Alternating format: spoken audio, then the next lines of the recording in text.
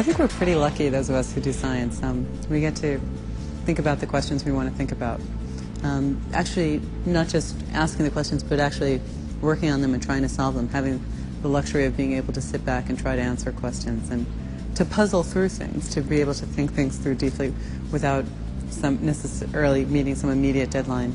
Of course, part of what makes it fun and exciting is when other people are working on similar things, and so you want to meet a deadline, even if it's a self-imposed deadline, so you can make it as exciting as you want. But just the idea that we are allowed to ask these questions, and that's actually what we're paid to do, it's pretty luxurious.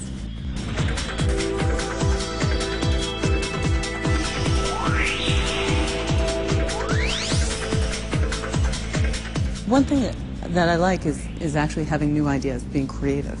And I think one of the things that I really like about just pure science is that it's a creative process. I mean, some of it is working out details, but a lot of it is having new ideas, having new perspectives. Also, really trying to find consistency, trying to see how things fit together. And that's something I just find valuable. So there's sort of the deep questions, and there's the fact that I can think about the universe and stuff that kind of impresses your friends. But there's also sort of the internal level at which it's just a very satisfying thing to do, to be able to think in new ways about things, to really believe that perhaps you're thinking about something in a way that people haven't thought about it yet before, and to be able to tie in different ideas in a way that might actually add, in the end, to tell us what's really going on in the world around us.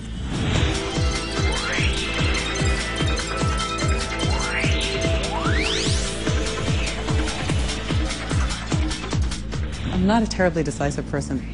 So every time I enter into something, I always like to have back-out options. So even when I entered graduate school, I thought, well, I'll try this and see how it is, see how I like it. I thought, there wasn't something I could enter in late, so I could do it, and then if I wanted to do something else, I would do something else. But I do remember, after having been a postdoc for 3 years, I did some reasonably significant work at the time and was offered some faculty jobs. And at some point in that process, I realized I really am doing this. This is really what I enjoy doing and what I will be doing.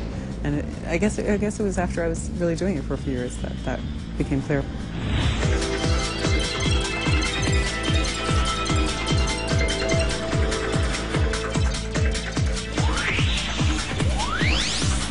I have to say, I'm not going to completely lie. I mean, scientists, they are extreme personalities. They're usually more obsessive. They're more, whatever, creative. But it's also in a fun way. I mean, it sort of makes life richer. Being eccentric isn't all bad, and it's sort of being able to do things that other people aren't. It's actually a very good thing sometimes. So you have this real desire to conform, but you also have this desire to go out and be special, and it's sort of, again, this combination that is there in science, and I think that has to get across.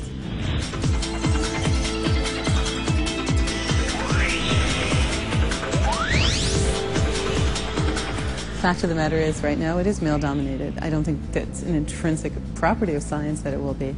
And so I think it is important for people to be aware of people like myself, that we are doing science, and that I think it's important for girls to realize there are opportunities and that they won't be the only one.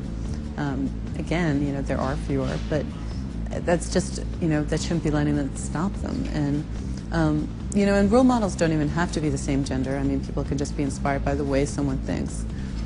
I have had some positive responses to the fact that I'm out there, and people are, I have to say, surprisingly so.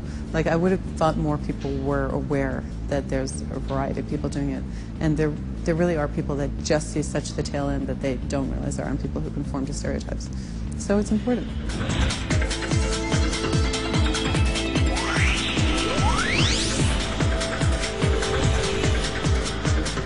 I think one thing that gets lost a lot of the time is how creative science is.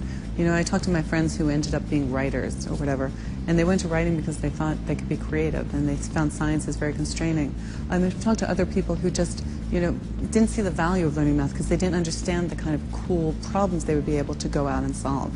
So I think it's sort of this mixture of really having curiosity and being creative, and also the fact that some things do have answers, which I found very comforting as a younger person, actually, in this sort of very uncertain world, the idea that some questions you can go out and make predictions and they're right.